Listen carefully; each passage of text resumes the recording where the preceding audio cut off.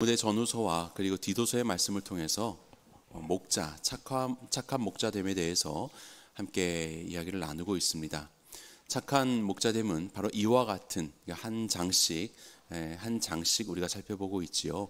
이와 같은 우리의 삶의 이해와 또 태도가 필요하다라는 걸 나누었고, 오늘은 이제 사명 위에 세워지는 목자를 살펴보겠습니다. 디모데전서 3장을 보게 되면 소명을 우리가 함께 나누었지요. 세 번째 기둥이 소명인데, 소명과 사명은 좀 유사하지만 다른 점이 있습니다. 소명이라고 하는 것은 부르심입니다. 우리가 하나님 앞에 부름받은 존재라는 겁니다. 우리를 내어버려 두는 것이 아니라, 우리가 그냥 갈 길 알아서 가라는 것이 아니라 하나님이 우리를 부르셨다. 하나님이 우리에게 목적하시는 것이 있다. 그래서 하나님 앞에 오라라고 하는 우리의 존재를 확인하는 것, 이것이 바로 소명의 핵심이라고 한다면, 사명은 그렇게 부름받은 우리가 하나님의 뜻에 따라 무엇을 하면서 살아가야 할 것인가.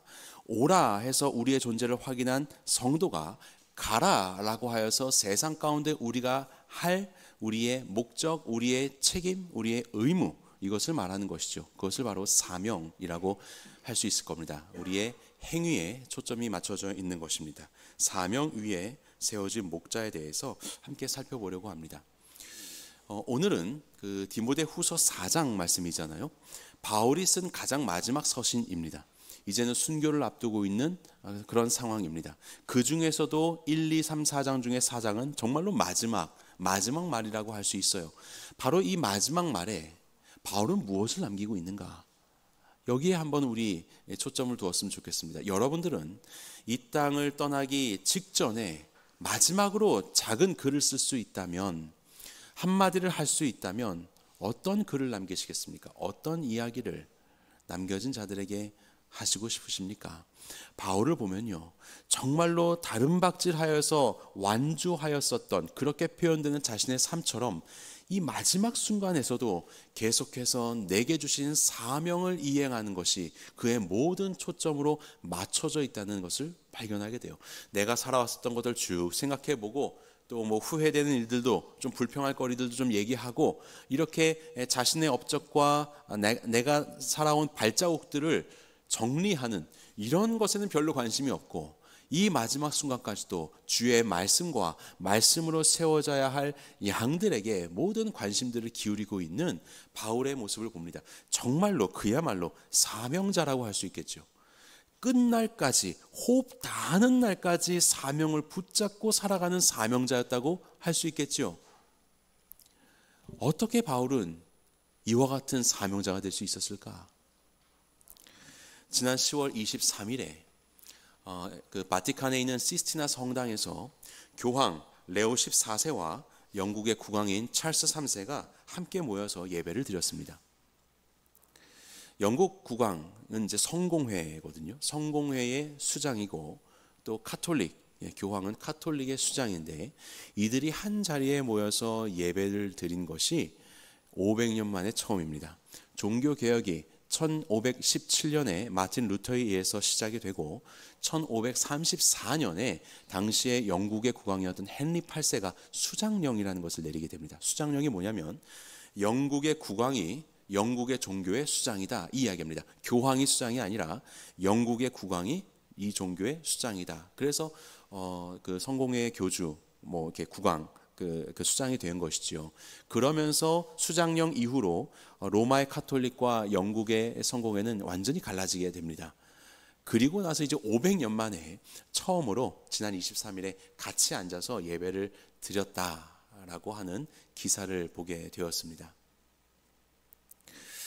어떤 목적에서 이들이 이렇게 오랜만에 함께 자리를 하였는가라는 건 알지 못하지만요, 정말로 우리가 기억해야 할 것이 있습니다. 사람의 생각과 우리의 의도 속에서 좋아 보이든 좋아 보이지 않든 이것이 중요한 것이 아니라, 결국 우리 모든 사람들은 하나님 앞에 서게 될 것입니다. 정말로 우리는, 이 예배도 하나님께 드리는 건데, 정말로 우리는 하나님 앞에 서게 될 겁니다. 그리고 우리는 심판을 받게 될 것입니다. 사람의 생각과 사람의 제도와 어떤 여론의 인기, 이런 것이 아니라 정말로 하나님의 말씀에 따라서 우리는 하나님 앞에 서서 심판을 받게 될 것입니다. 오늘 본문은 1절이 이렇게 시작되죠. 하나님 앞과 살아있는 자, 죽은 자를 심판하실 그리스도 예수 앞에서 그가 나타나실 것과 그의 나라를 두고 엄히 명한다. 그의 마지막 숨을 몰아쉬면서 그의 펜을 들어서 바울이 남기는 유언입니다. 엄히, 엄중하게 내가 이 말을 남긴다. 그런데 그 모든 것들의 전제가 있습니다. 심판하실 예수 그리스도, 하나님 앞에서 그 영원한 나라에 서게 될 그것들을 전제하며 이 마지막 말씀을 남기고 있는 것이에요.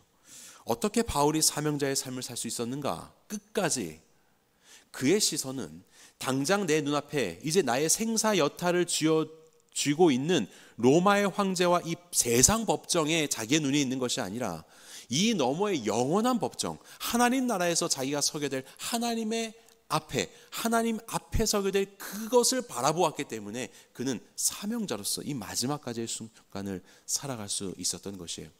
성경을 보게 되면 최후의 심판이라고 있습니다. 많이 들어보셨죠? 근데 최후의 심판이 뭐냐라고 했을 때 간단하게는 두 가지로 나뉘어지기도 합니다. 첫 번째는 그리스도의 심판이라는 겁니다.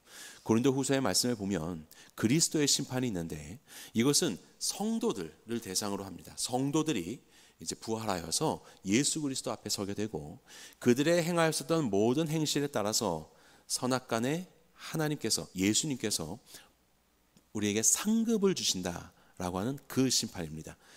그리스도의 심판은 상급을 주시는 심판, 성도에게 상급 주신 심판, 이렇게 이해하시면 됩니다. 그리고 또 다른 심판이 있는데 계시록에 보게 되면 옛날 표현으로는 백보좌라고 했고 오늘날 성경으로는 흰색, 흰 보좌라고 하는데 흰 보좌 심판이 있습니다. 이것은 불신자들에 대한 이야기입니다. 하나님을 신앙하지 않았었던 자들이 이제 부활하여서 하나님의 심판대 앞에 섭니다. 크고 흰 보좌 앞에 섭니다. 그리고 거기에서 영원한 형벌을, 자기의 죄인됨과 죄악이 드러나고 영원한 형벌을 선고받는 바로 그러한 심판을 말하고 있습니다. 그래서 정말로 최후의 심판이 그리스도의 심판과 이 흰 보좌 심판 두 개인지 아니면 하나의 심판 속에서 이 두 가지 양상으로 나타난지는 가봐야 이제 알 터이지만 중요한 것은 우리 모두는 하나님 앞에 서게 될 것이라는 것입니다. 그리고 하나님 앞에 서게 되는 날 우리는 어떠한 기준에 의하여서 평가를 받는가? 그리스도의 심판도 보면 선악간에라고 합니다. 선과 악이요.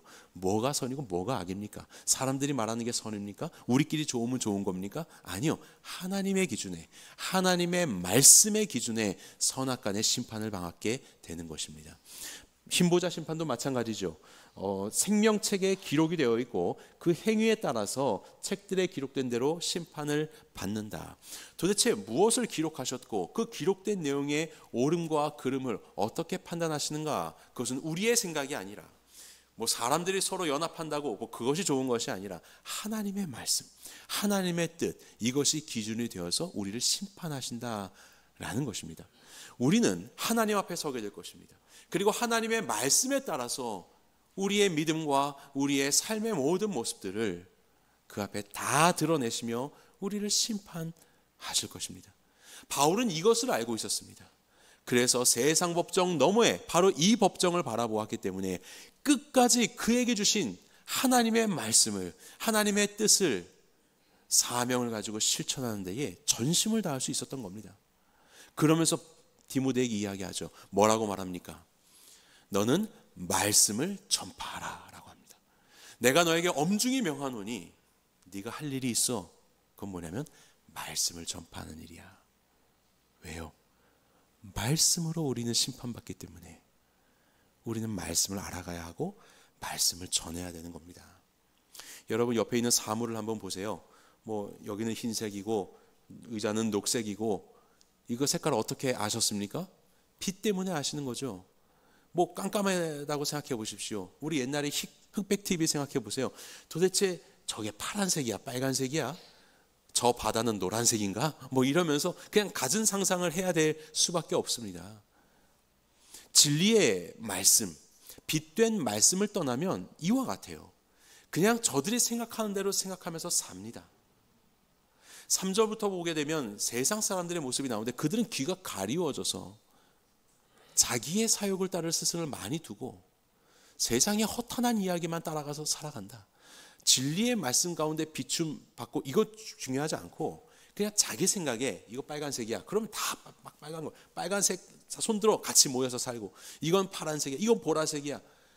온갖 회색밖에 없는데 실제로는 식별을 할 수가 없는데 그냥 저마다 이게 옳다 이게 그르다라고 하면서 편먹고 살아가는 것이 세상 사람들의 모습이에요. 어떻게 우리가 참된 것을 압니까? 빛이 있을 때. 빛이 있자 이게 이색이구나. 비로소 알 수 있는 거예요. 하나님의 말씀이 그렇습니다. 세상을 창조하신 하나님의 말씀은 진리입니다.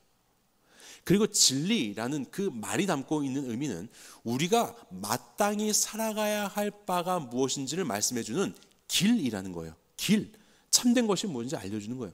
그리고 결국 그 길을 살면서 우리는 어떻게 되냐면 참된 생명으로 이어지게 되는 것입니다. 이것이 하나님의 말씀입니다.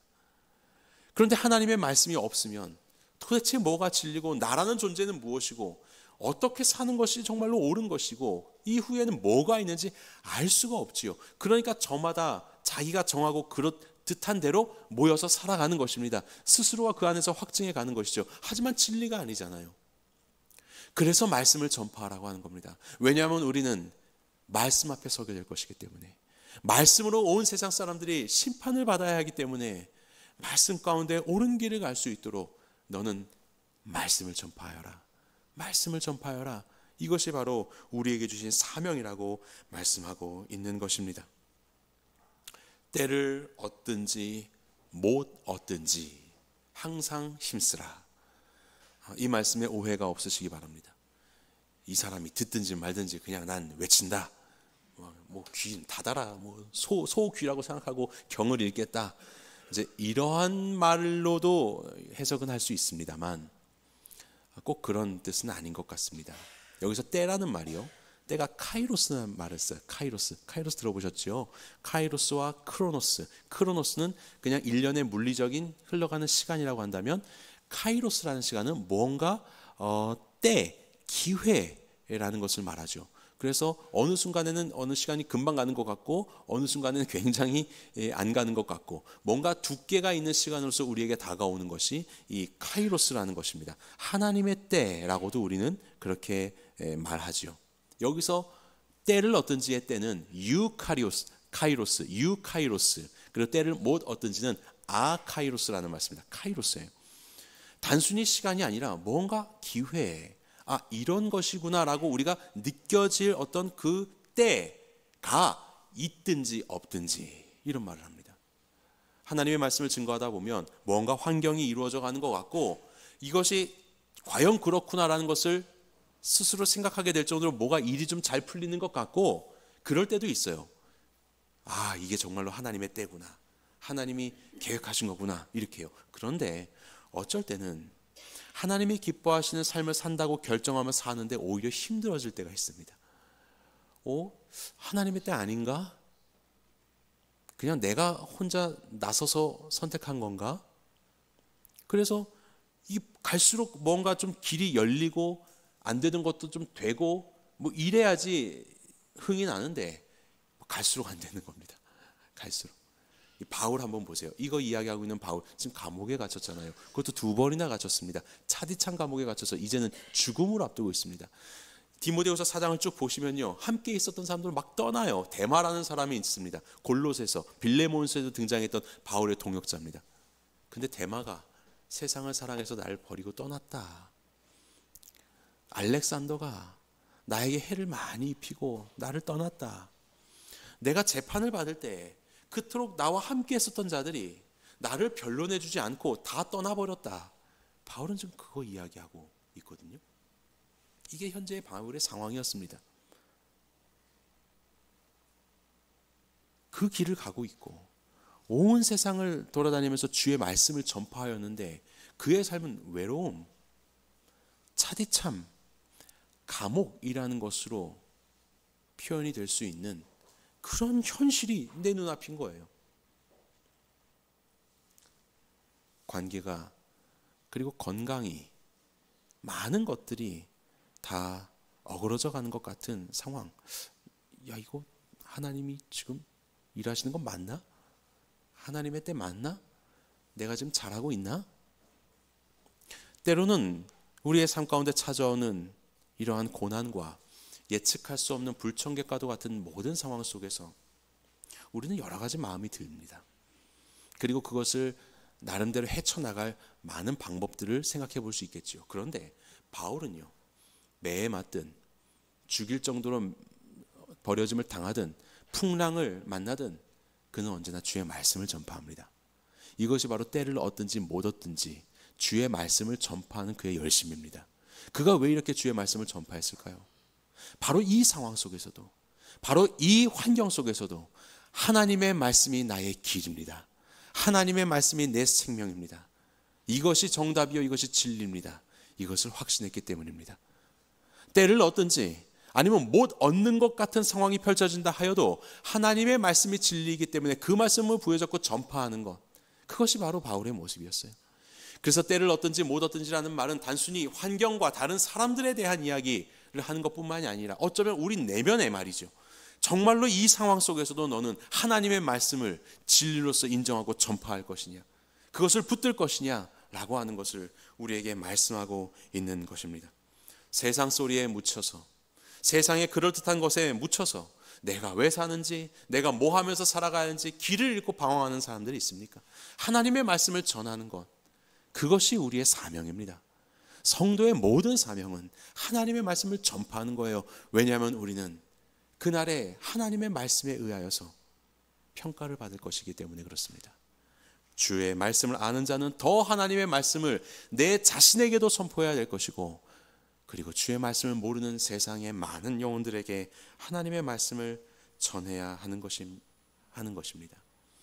어떻게 이 말씀을 전해야 할까? 본문은 이렇게 말합니다. 우리 한 목소리로 볼까요? 시작. 그러나 너는 모든 일에 신중하여 고난을 받으며 전도자의 일을 하며 내 직무를 다하라. 그러나 라고 시작하죠. 왜요? 세상이 안 들으려고 하니까. 이것은 참 고통스러운 일이고 세상은 너를 오히려 멀리 할 거니까 힘들어. 그러나 너는 신중하여서 고난을 받으며, 그 거스르는 것 자체, 세상이 복음을, 말씀을 거스르는 세상 속에서 말씀 붙잡고 있으면 그게 거스르는 거죠. 그렇게 고난을 받으며 전도자의 일을 하며 내 직무를 다하라 라고 말합니다. 그래서 우리는 말씀을 전파하며 오늘도 살아가는 것이죠. 그런데 세상 사람들이 듣기 싫어하죠. 심지어는 이 말씀도 자기의 유익을 따라서 곡해하기도 하고 선동의 도구로 쓰는 경우들도 얼마나 많습니까? 그럼에도 불구하고 우리는 말씀을 전해야 한다라고 주님은 우리에게 말씀하고 있어요. 말씀이라는 것은 하나님의 뜻이고 진리입니다. 그리고 그것은, 하나님의 뜻이라는 것은 곧 하나님의 심정이지요. 그것이 세상 가운데 드러났습니다. 어떻게요? 세상은 하나님의 말씀을 듣지 않으려고 합니다. 왜곡합니다. 그랬던 세상에 대해서 하나님은 어떻게 그의 말씀을 나타내셨습니까? 한 인격적 존재이신 예수 그리스도를 통하여 하나님의 모든 뜻, 하나님의 말씀이신 예수 그리스도께서 이 땅에 오셔서 하나님의 심정을 세상에 드러내셨죠. 그래서 하나님이 어떠한 분이신지를 우리에게 알려주셨죠.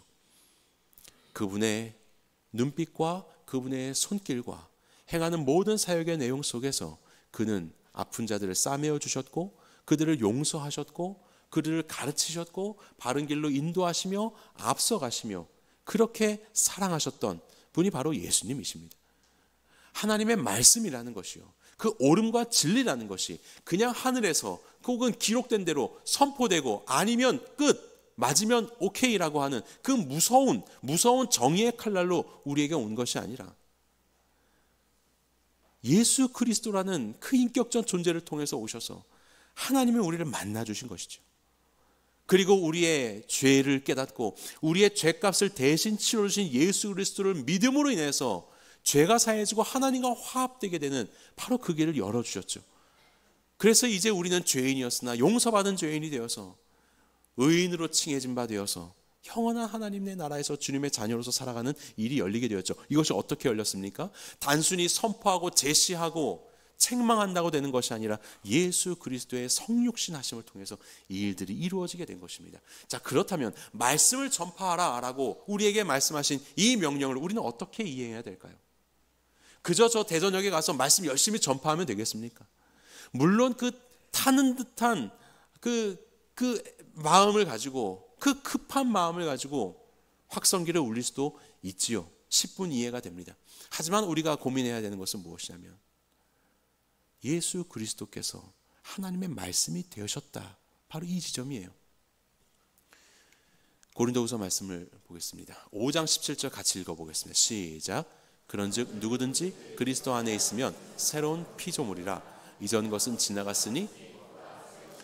예수님 안에서 우리가 새로운 피조물 되었습니다.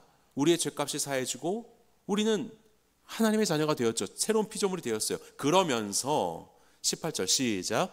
모든 것이 하나님께로서 났으며 그가 그리스도로 말미암아 우리를 자기와 화목하게 하시고 또 우리에게 화목하게 하는 직분을. 새로운 피조물이 된 우리는 이제 새로운 사명을 가진 존재들이 더 이상 옛날에 살던 그 모습으로 살아가는 것이 아니라 새로운 피조물로서 새 사명 가지고 살아가야 해요. 그것이 무엇이냐면 예수 그리스도로 말미암아 우리를 자기와 화목하게 하신 하나님처럼, 하나님과 우리가 화목하게 된 것처럼, 예수님 때문에 화목하게 된 것처럼 우리도 세상으로 하나님과 화목케 하는 직분을 주셨다라고 하는 겁니다. 말씀이신 예수 그리스도를 통해서 우리가 하나님과 화목되게 된 것처럼 이제 우리로 예수님의 몸이 되어서 세상이 하나님과 화목할 수 있도록 우리에게 이 직분을 주셨어요. 그러면서 19절 시작. 곧 하나님께서 그리스도 안에 계시사 세상을 자기와 화목하게 하시며 그들의 죄를 그들에게 돌리지 아니하시고 화목하게 하는 말씀을 우리에게 부탁하셨느니라. 그래서 말씀 주신 거예요. 그러면 말씀을 전파하라. 이 말씀을 수단으로 주셨는데 말씀을 전파하라라는 것이 무슨 목적이 있다는 겁니까? 바로 그들이 하나님과 화목하게 되게 하는 것이. 그러려고 전파하는 것이지 말씀을 전파하면서 나의 옳음을 더 확고히 하고 나를 증명하려고 하는 것이 아니라는 말입니다. 광장에서 말씀을 선포하는 이들, 그 말씀의 선포가 그들의 옳음을 증명하는 것이 아니라 이 말씀을 듣는 자들이 하나님과 화목하게 될 수 있도록 증거해야 되는 것이죠. 그러려면 어떻게 해야 될까요? 단순히 나는 외친다, 들을 귀 있는 자는 들어라 하면서 그렇게 폭력과 강압적으로 무례하게 선포하면 될까요? 물론 하나님은 그것도 쓰십니다. 이것도 뭐 완전히 우리가 극단적으로 말할 수는 없어요. 하지만 바로 그 영혼이 하나님과 화목하게 될 수 있도록 우리는 예수 그리스도와 같이 살아야 합니다.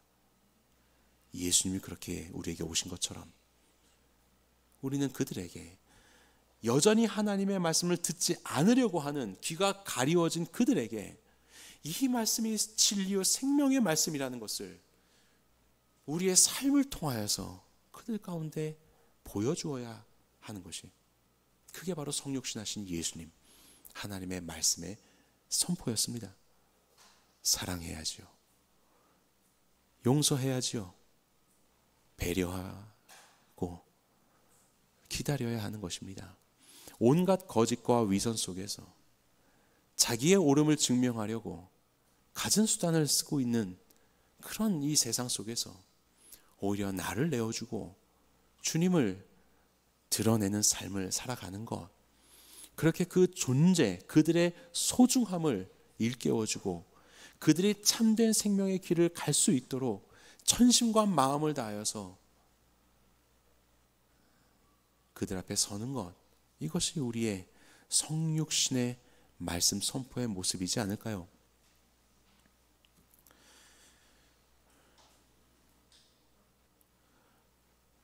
우리의 일상 가운데 만나게 되는 많은 영혼들이 있습니다.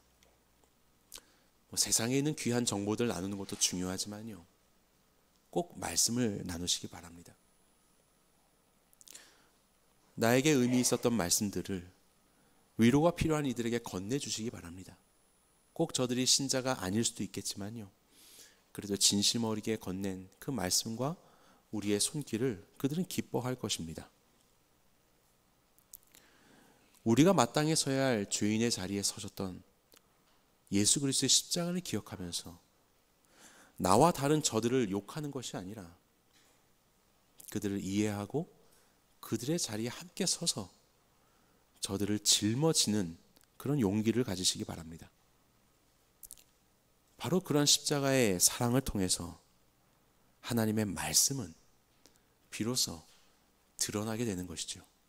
그리고 변화시키게 되는 것입니다. 우리는 그렇게 변화했고, 그리고 이것이 우리가 가진 사명인 것입니다. 바울은 그렇게 살았습니다. 자기를 떠난 이들이 많았지만요, 디모데후서 읽어보시면 저들의 잘못을 그들의 허물로 돌리지를 않는다, 그렇게 하지 않겠다라고 말합니다. 하나님께 맡깁니다. 어느덧 예수님을 닮아버렸어요. 십자가상에서의 예수님의 말씀처럼 저들의 죄를 사하여 주십시오. 그렇게 이 바울은 그의 온 삶을 들여서 예수님처럼 변해갔습니다. 그렇게 주의 말씀을 증거하는 사명자의 삶을 살았던 것이에요. 이 말씀을 다시 한번 볼까요? 우리 5절 말씀 다시 한번 보겠습니다. 여기에 보면 그러나 너는 모든 일에 신중하라라고 합니다. 모든 일에 신중하라. 이 신중하다라는 말이 원어적으로 무슨 의미냐면 정신 차리다라는 말입니다. 정신 차리다. 세상이 이리 가고 저리 가고 하지만 너는 모든 일에 정신 차려야 돼. 네가 무엇에 부름을 받았는지, 네가 그것을 어떻게 받았는지, 그리고 너는 그것을 어떻게 전파해야 하는지 정신 차려. 네가 살아가야 되는 건 바로 그런 모습이야 라고 그렇게 말하고 있는 것이죠.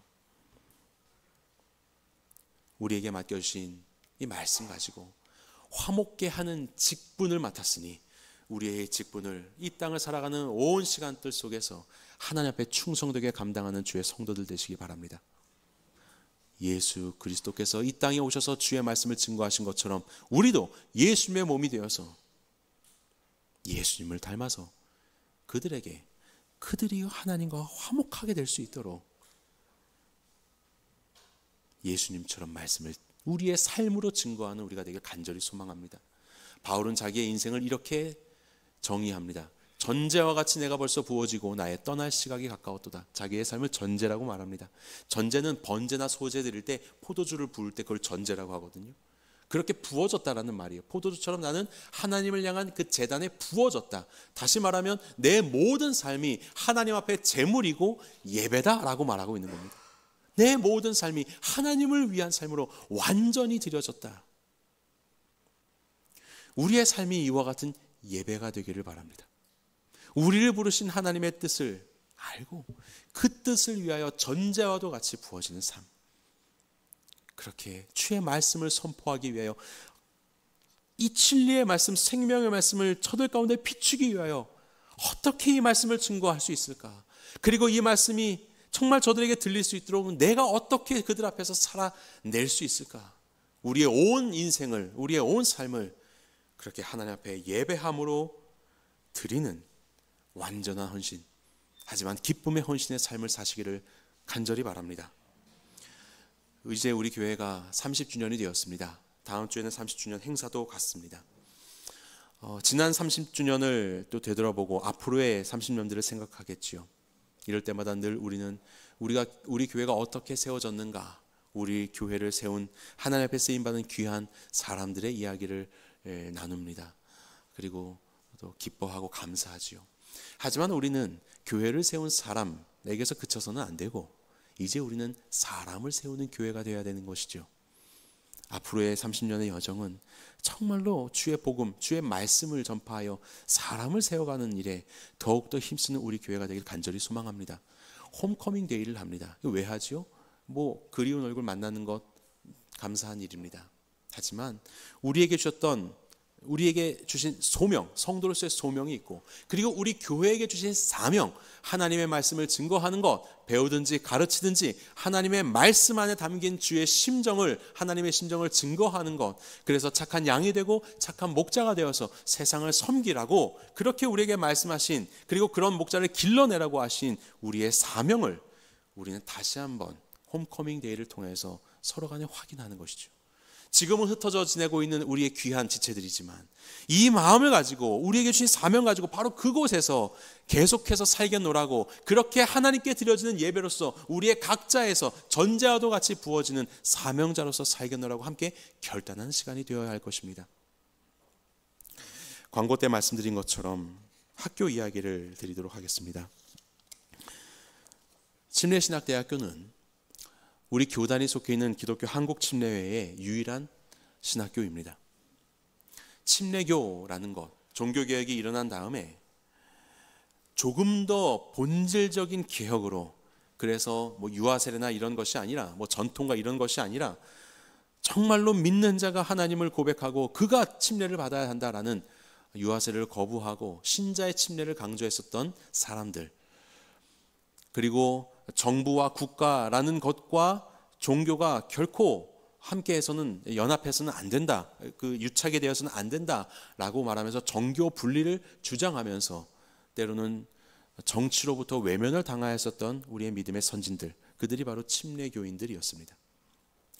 그리고 그 침례교의 역사가 지금까지 이어오게 되면서 이제 우리 침례신학대학교도 있는데요, 인구가 줄어들고 탈종교화되는 그런 시대를 살아가면서 신입생이 모집이 되지 않습니다. 대학원은 괜찮은데 학부생들이 많이 부족해요.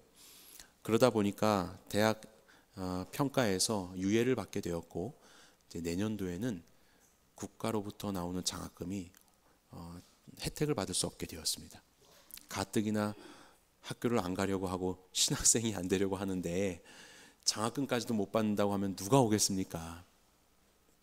그래서 이 시간에 종교개혁주의를 맞이하여서 제가 두 가지를 제안을 드리고자 합니다. 먼저는 우리가 내년도에 정부 지원을 받지 못하고 입학하게 될, 그럼에도 불구하고 어두운 세상 속에 하나님의 말씀을 증거하는 삶을 살고자 결단한 우리 신입생들에게 장학금을 주면 좋겠다.